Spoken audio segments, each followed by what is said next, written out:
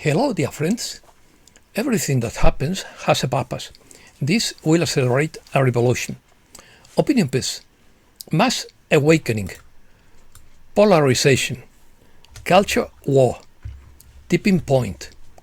Global mobilization. Let's start.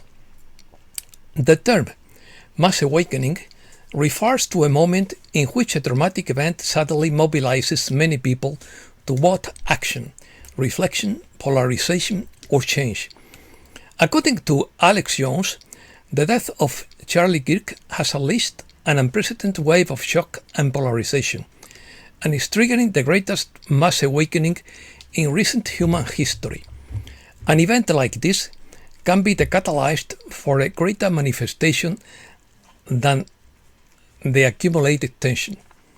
In other words, the death of Charlie Kirk has acted as the trigger for a great global awakening, compelled by emotional shock, digital viralization, and the urgency to debate the future of social coexistence. The reaction has been extreme. Thousands of citizens have taken the debate on on speech freedom, political violence, and ideological divide to a global level. The matter has been interpreted as a reflection of a profound crisis, causing millions to reevaluate values, power structures, and the legitimacy of Western political discourse. Viral sharing on social media multiplied the impact, generating a wave of mobilization, cancellation, and public rethinking of ideological positions. The symbolism of the murder in the midst of a debate on gun violence suggests that no space is exempt from radical confrontation, forcing the community to redefine its rules of coexistence. The immediate legacy is seen in an intergenerational mobilization about freedom, rights, and responsibilities in the public sphere, with global repercussions reinforcing theories about historical turning points caused by traumatic events involving figures who embody disruptive ideals. For many, Kirk's death represents the crystallization of a culture war and the beginning of qualitative changes in the collective consciousness. Reactions. The War Department suspended Colonel Scott Stephens for saying Charlie Kirk deserved to be killed. A spiritual awakening. Charlie Kirk's death has unleashed a visible wave of religious revival, mobilizing masses in churches, generating public conversions, and accelerating the expansion of Christian youth movements under the narrative of Kirk's sacrifice and the spiritual legacy. According to Kerry Kay, the phrase tipping point has become the rallying cry of missionaries of light around the world. There is no turning back. The death of Charlie Kirk exposed the collective shadow and has sparked a massive shift in consciousness, leading thousands of human beings to choose compassion and the spiritual ascension over hatred and division, inviting them to let go of old beliefs and embody the unconditional love of the Christ within.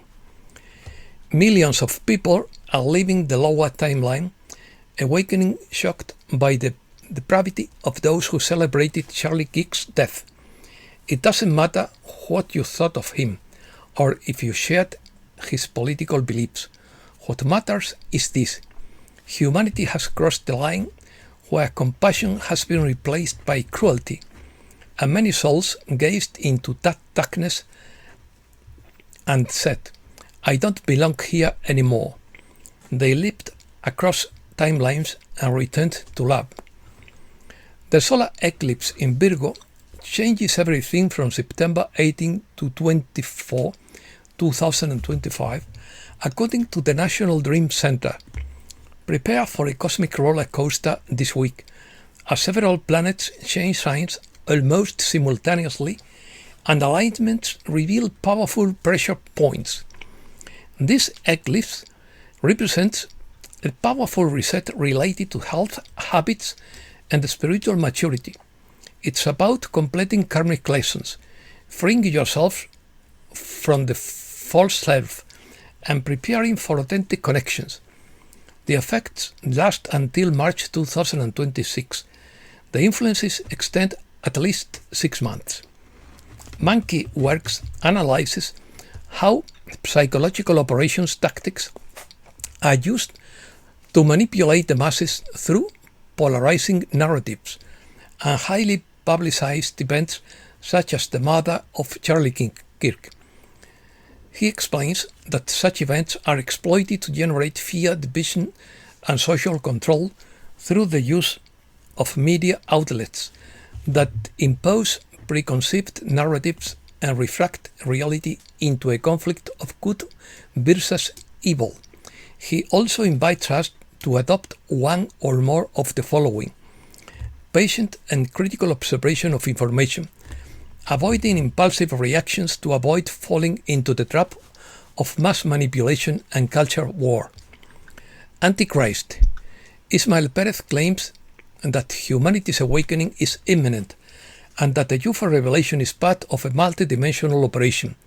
He asserts that the coalition on the dark side is gaining ground and that the Middle East would be the hidden center of the future global control system with an artificial intelligence that would be presented as the Antichrist. In his opinion, the coalition is fighting against a hidden network of cabals backed by a negative artificial intelligence that, according to the author, manipulates major political, technological, and military events from ancient times to the present. Ismael announces a final separation of the awakened or ascended to a new 5D Earth where the manifestation of the Antichrist system is activated, and insists on the imminence of mass arrests, activation of emergency response systems, EBS, and forced public revelations about extraterrestrial life and occult technologies. He also links recent blackouts in cities across Europe and the US to coordinated simulation of societal collapse, attributed to the elite.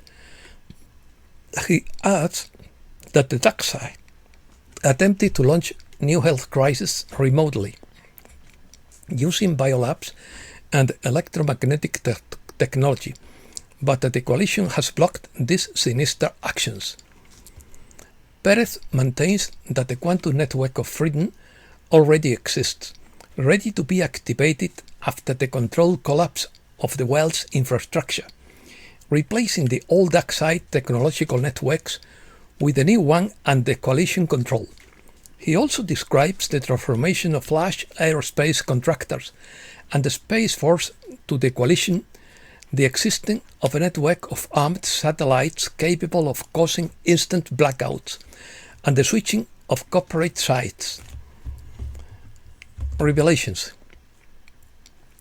Elena Benan says that the comet called Three-Eyed Atlas is a benevolent plasma consciousness inhabiting an unnamed space rock, which is passing close to Jupiter and will approach Earth on October 29, 2025.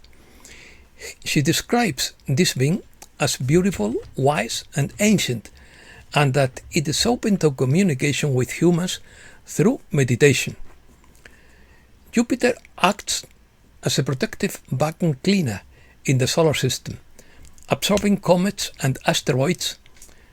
She also says that the ocean of Jupiter's moon, Europa, harbors underwater cities and intelligent marine life beneath the ice, as well as off-planet colonies, notably Altian and Irian winged humanoids.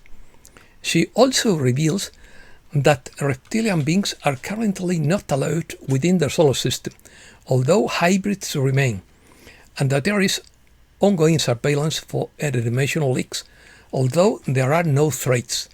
According to Elena, a rogue squadron of Seeker reptilians from Siakar recently attempted to enter the solar system, but were intercepted and neutralized by the Galactic Federation of Worlds and allied fleets.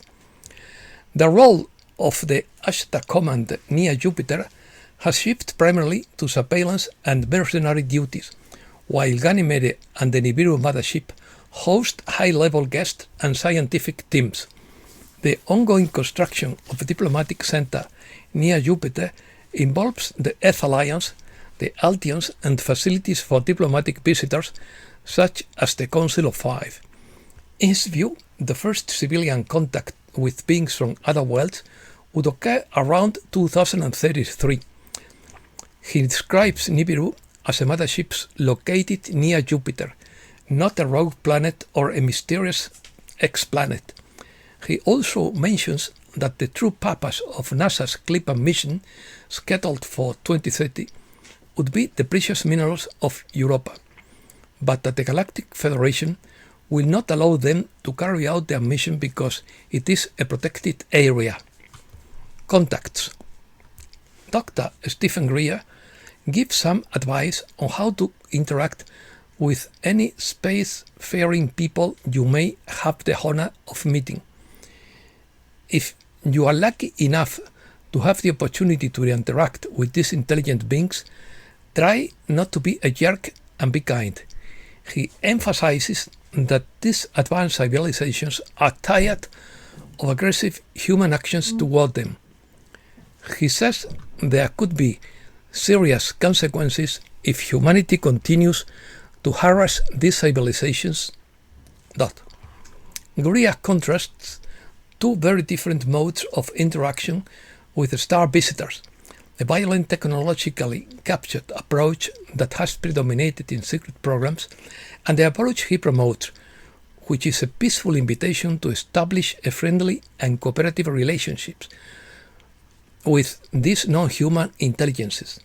He emphasizes that the military approach provokes harm, capture, and conflict, while peaceful communication, called encounters of the fifth kind, seeks understanding and mutual benefit, such as access to clean advanced technologies to heal and benefit humanity. He also mentions that there are covert operations using advanced technology to create apparitions and confusion, fueling misinformation and fear of extraterrestrial, which prevents a mass awakening. He wants that corporate forces have powerful means to create false apparitions of alien craft to manipulate public opinion and trigger conflicts. Finally, he calls for governments to order an immediate cessation of aggressive actions against extraterrestrial craft and adopt an approach of respect, collaboration, and transparency, with the support of special legal forces to enforce this new policy to avoid catastrophic consequences. And that's all for today. Thanks a lot, dear friends.